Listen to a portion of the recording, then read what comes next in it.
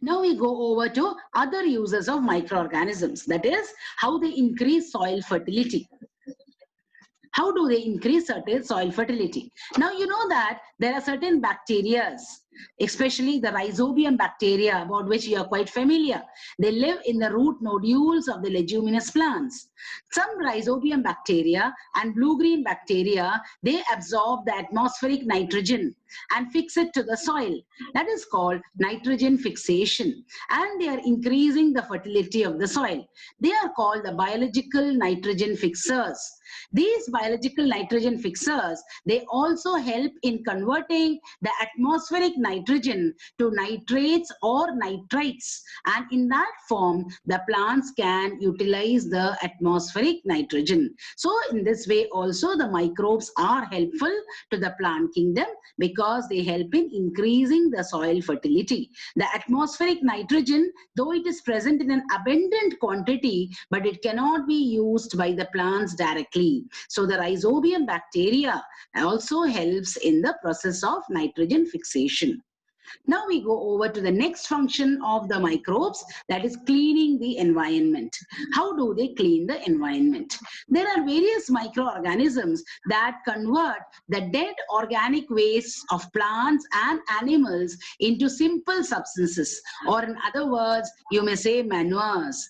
These manures are added to the soil and they increase the fertility of the soil. So in this way, they clean the environment. They are actually degraded and they are forming simple substances. They were actually harmful and smelly substances, but they are converted into some useful substance, that is manure, which is again advantageous to the plants, and so it increases the fertility of the soil also. So this is another way by which the microorganisms are useful to the living world.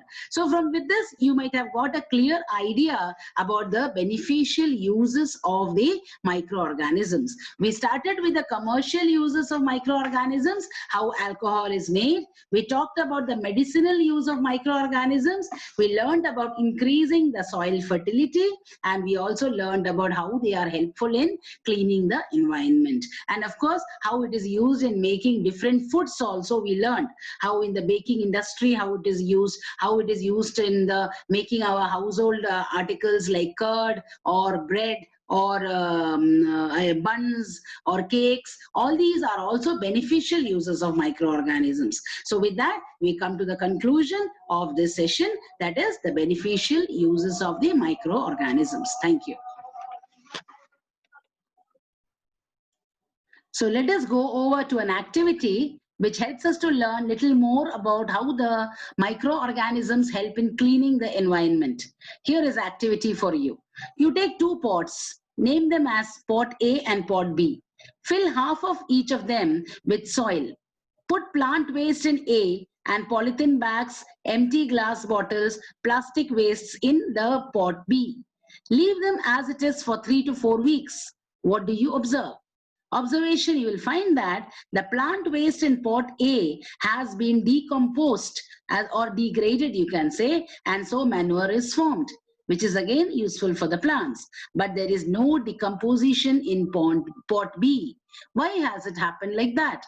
That is because the pot A consisted of biodegradable wastes, and pot B consisted of non-biodegradable wastes. So because pot A consisted of biodegradable wastes, they were degraded by the microorganisms, that is the bacteria and fungi, and they were converted into simple substances, that is manure, and it can be again added back into the soil to replenish the soil with its nutrients. Whereas the pot B, which consists of non-biodegradable waste, cannot be decomposed by microorganisms and they remain back as it is. So with that, we come to the end of this topic, that is the beneficial uses of microorganisms.